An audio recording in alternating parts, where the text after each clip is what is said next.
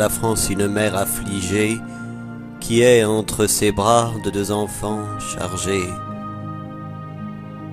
Le plus fort, orgueilleux, empoigne les deux bouts des tétins nourriciers, puis, à force de coups d'ongles, de poings, de pieds, il brise le partage dont nature donnait à son besson l'usage. Ce voleur acharné, cet esseau malheureux, fait dégâts du doux lait qui doit nourrir les deux, si que pour arracher à son frère la vie, il méprise la sienne et n'en a plus d'envie. Mais son Jacob, pressé d'avoir jeûné, m'échouit, ayant dompté longtemps son cœur, son ennui, à la fin se défend et sa juste colère rend à l'autre un combat dont le chant est la mer. Ni les soupirs ardents, les pitoyables cris, ni les pleurs réchauffés ne calment leurs esprits, mais leur rage les guide et leur poison les trouble si bien que leur courroux par leurs coups se redouble. Leur conflit se rallume et fait si furieux que d'un gauche malheur ils se crèvent les yeux. Cette femme, éplorée en sa douleur plus forte, succombe à la douleur, mi-vivante, mi-morte. Elle voit les mutins tout déchirés et sanglants, qui ainsi que du cœur des mains se vont cherchant, qu'en pressant à son sein d'une amour maternel, celui qui a le droit et la juste querelle, elle veut le sauver, l'autre qui n'est pas là, viole en poursuivant l'asile de ses bras, a donc se perd le lait, le suc de sa poitrine. Puis, aux derniers abois de sa proche ruine, elle dit: vous avez fait long ensanglanté le sein qui vous nourrit et qui vous a porté. Or, vivez de venin, sanglante géniture, je n'ai plus que du sang pour votre nourriture.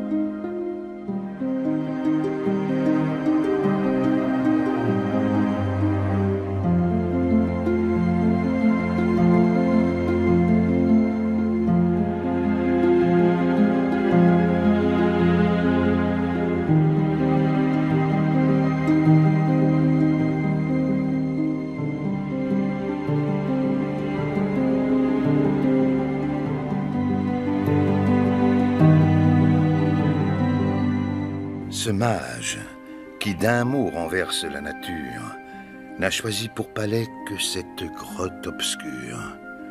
La nuit qu'il entretient sur cet affreux séjour, n'ouvrant son voile épais qu'aux rayons d'un faux jour, de leur éclat douteux n'admet dans ces lieux sombres que ce qu'en peut souffrir le commerce des ombres. N'avancez pas, son art au pied de ce rocher a mis de quoi punir qui s'en ose approcher. Et cette large bouche est un mur invisible où l'air en sa faveur devient inaccessible et lui fait un rempart dont les funestes bords sur un peu de poussière étalent mille morts. Jaloux de son repos, plus que de sa défense, il perd qui l'importune, ainsi que qui l'offense. Malgré l'empressement d'un curieux désir, il faut, pour lui parler, attendre son loisir. Chaque jour, il se montre, et nous touchons à l'heure où, pour se divertir, il sort de sa demeure. J'en attends peu de choses, et brûle de le voir. J'ai de l'impatience, et je manque d'espoir. Ce fils, ce cher objet de mes inquiétudes, compte éloigner de moi des traitements trop rudes et que depuis 10 ans je cherche en tant de lieux à cacher pour jamais sa présence à mes yeux. Sous ombre qu'il prenait un peu trop de licence, contre ses libertés je roidis ma puissance. Je croyais le dompter à force de punir. Et ma sévérité ne fit que le bannir.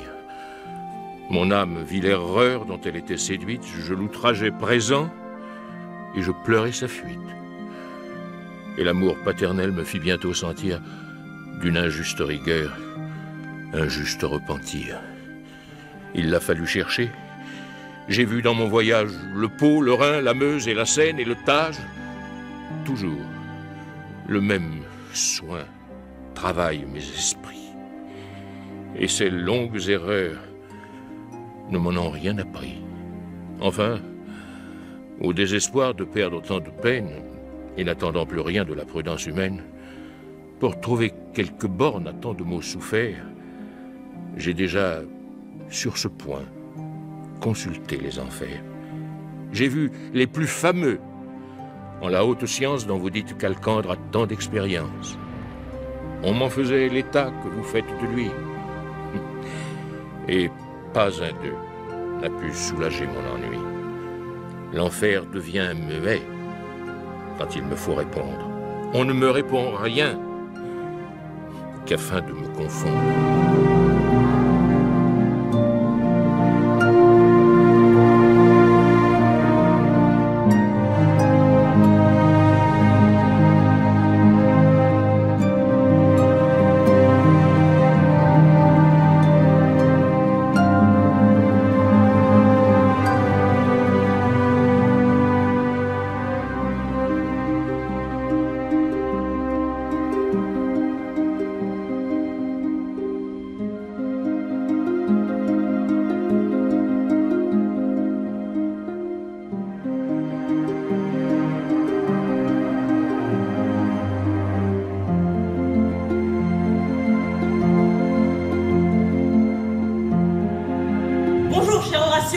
Bonjour, cher Marcellus.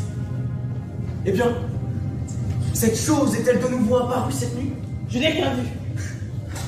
Horatio dit que c'est pure imagination et se refuse à croire à cette terrible vision que par 2 fois nous avons eue. C'est pourquoi je l'ai prié de venir avec nous, épier les minutes de cette nuit, afin qu'il puisse, si cette apparition revient, confirmer le témoignage de nos yeux et lui parler. Allons, allons. Elle ne paraîtra pas. Laissez-nous une fois de plus assaillir vos oreilles, qui sont si mortifiées contre notre récit, en vous redisant ce que 2 nuits nous avons vu. Eh bien, écoutons les paroles de Bernardo. La toute dernière nuit, quand l'étoile là-bas qui est à l'est du pôle eut achevé sa course et vint illuminer cette partie du ciel, où maintenant elle brille, Marcellus et moi-même, la cloche sonne alors 1 heure. Père! Ne parle plus! Regarde-la, il revient! Le même aspect que le roi qui est mort. Toi qui es savant, parle-lui, Horatio! N'est-il pas semblable au roi? Observe-le, Horatio! Très semblable. Je suis bouleversé d'effroi et de stupeur. Il voudrait qu'on lui parle. Questionne-le, Horatio! Qui es-tu? Toi qui usurpes ce temps de nuit, ainsi que cette noble et guerrière figure sous laquelle sa majesté de Danemark ensevelie naguère marchait. Par le ciel, je te l'ordonne! Parle! Il est offensé. Eh bien, Horatio, vous tremblez? Vous avez l'air pâle. N'est-ce pas quelque chose de plus qu'une vision? Qu'en pensez-vous, Horatio? Devant mon Dieu, je ne pourrais le croire sans la garantie sensible et vraie de mes propres yeux. Est-ce qu'il n'est pas semblable au roi? Comme tu l'es à toi-même. Ainsi, 2 fois déjà, et il s'est morte. D'un pas martial, il est passé devant notre guet. Quelle pensée précise m'a arrêté? Je ne sais, mais à première vue, à mon sens, cela présage quelque étrange convulsion pour notre état.